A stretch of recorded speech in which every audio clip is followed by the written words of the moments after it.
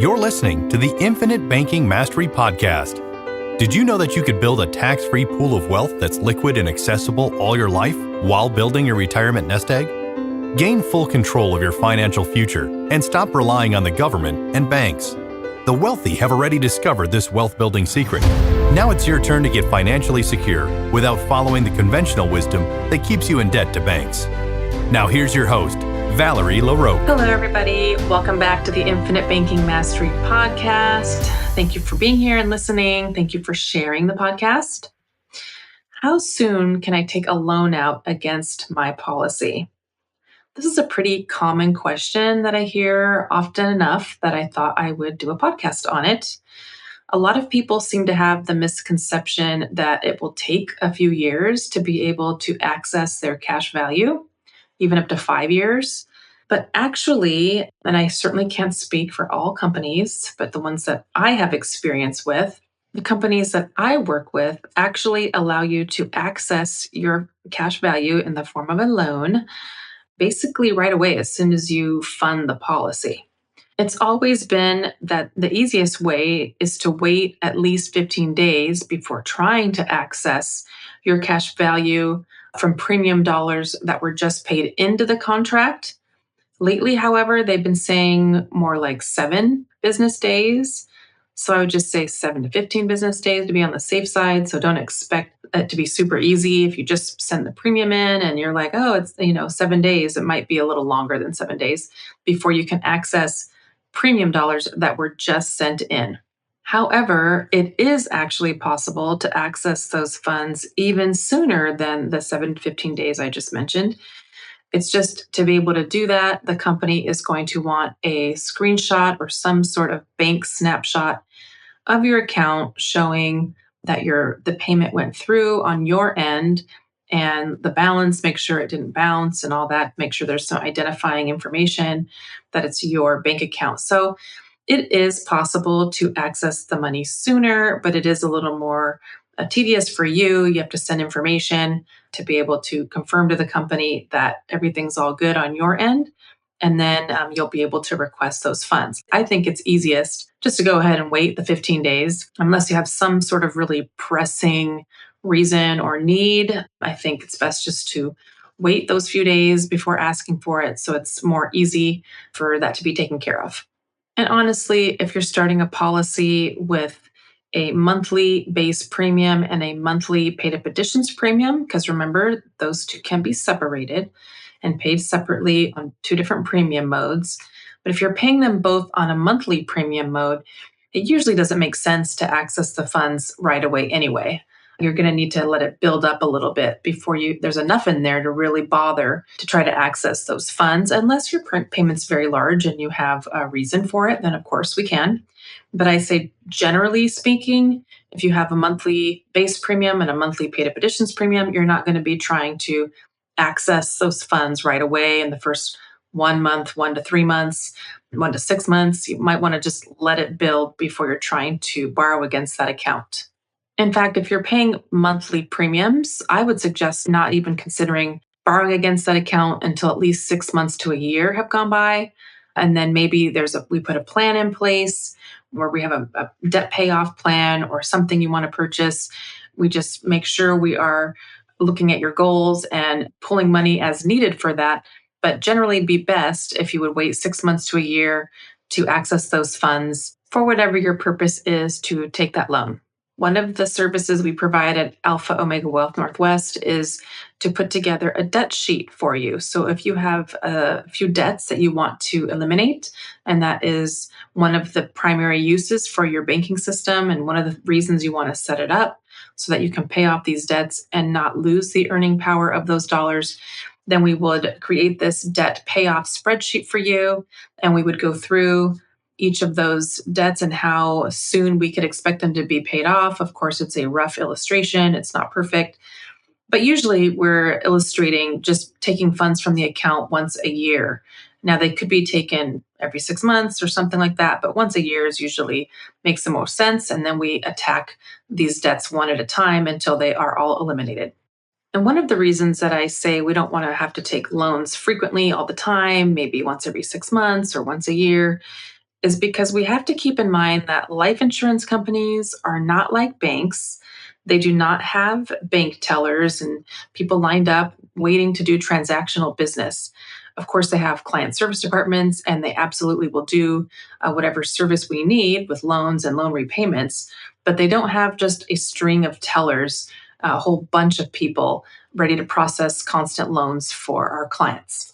And the thing is, we really don't want to burden the company with tons and tons of loan requests if we don't have to, just because that will end up, of course, making the company have to hire more people, which in the long run, I'm sure would lead to increased costs for the whole life policies because they have to service them more, or just makes customer service more busy. So then it might take a couple days longer to get your loan request because there's just so many people requesting. So we like to encourage our clients to not have to frequently request. If you foresee that you're going to need funds for certain things, we kind of look at those, lump them all together, and plan a time when to take those funds, when makes the most sense for you to take that loan and then address your needs from there.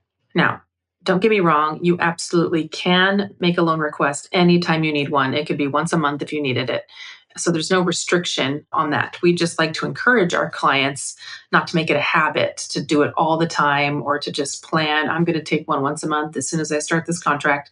We just don't want it to be too frequent so that other repercussions, maybe higher costs or something, end up happening down the line. Now, for those who start their policies with an annual payment or an annual paid up additions payment, there will be a decent amount of funds readily available as soon as the policy premium or paid up additions has been paid. So in this case, it's possible that we may want to make a plan to borrow against the cash value as soon as the account is open and paid. Maybe you have a debt you want to pay off or more than one debt. Maybe you have a car you want to purchase, you've been itching to purchase, and you have the down payment ready to go. And so we can turn around and run those funds through your policy and then go make those purchases or pay off that debt. I've actually talked to a few people who have large amounts saved up in a checking or savings account for the intention of putting a down payment on a house, a rental property, or some investment type property, real estate property. And they have the funds just sitting there in their checking account. And so they absolutely can be used to fund paid up additions, just depending on the overall structure of the policy and what kind of ongoing base premiums you're able to maintain. Oftentimes we can use that money and run it through first before you're putting it as a down payment down on your rental properties or your house or your houses or vacation property or investment property. And it's best actually if you can run it through your policy first. And so, but people sometimes are like, well, I need this money right away. I want to buy this property. So depending on how long underwriting takes and how quickly you get through the underwriting on your end, the part that you're responsible for, then maybe that's possible to use those funds, run them through, and then access them right away to go proceed with that real estate investment. In this case, where you have a lump sum that you're going to use to fund the paid up additions, you're basically moving your money from one pocket to another. And the pocket you're moving it to is safe, it's guaranteed, but you're basically just moving it from one pocket to the other because that money is available right away, just as it was before in your checking or savings account. When you move it over to the paid up addition side, you are absolutely able to access that value right away for whatever you need. Of course, the 7 to 15 business days, but yes, but pretty quickly you're able to access that money. There's not a chunk lopped off for insurance costs or whatever because it's the paid up additions portion, and that basically goes 100% through. You can access just about dollar for dollar of all that money you put in. Of course, again, that depends on the company, the structure of their paid up additions, and if they do have a fee on some of their paid up additions, because some companies do, or some companies have a fee if you fund a super, super high paid up addition as related to the base premium. And so there are some extra detail around that. But in general, you have access to that money in full as you move it from your bank account to the paid up additions portion of your policy. And over the course of a few years, you do have access to the base premium as well. I'm not trying to say you don't have access to the base premium. It's just year one where you're not going to have access to that base premium and you're going to have access only to the paid up additions, pretty much. So if you have a lump sum of money that you've been contemplating putting into a policy and you also have another use for it, I certainly think that it's going to be much better for you to open up a policy and run it through on the paid up addition side and then use it for whatever purpose that you need it for, rather than just spending that money outright, just spending that money directly, just putting that down payment on the house direct from your checking or bank account, because you're handing that money over to someone else and you're never going to earn on it again. By running it through your paid up additions and then borrowing against your cash value in your whole life policy, you will be able to continue earning on that value for the rest of your life. And in the meantime, you're providing a tax-free legacy death benefit to your loved ones. I know some of you are not that concerned about that, so it's more like a bonus. That's a side effect that happens. But many of you do care about that and are grateful that in the process, you also are protecting your family, and it's going to leave a much, much larger legacy if something were to happen to you unexpectedly, too young, before you have the opportunity to use the funds how you wanted. In the meantime, you're protected and protecting your family. So, in summary, you are able to access the funds that are available to loan inside your policy right away, as in, you don't have to wait like a year or more before you can access your policy and start banking with it. But when you are paying your premium on a monthly basis, especially both the base and the paid up additions on a monthly basis, it will make more sense to wait at least 6 months to a year before starting to bank and borrowing against your policy. Well, I hope this was helpful information to you. We're getting a little more into the details in some of these podcasts, and I hope that it's helpful and useful for you. As always, I thank you so much for listening. I hope you have a great week. Thank you.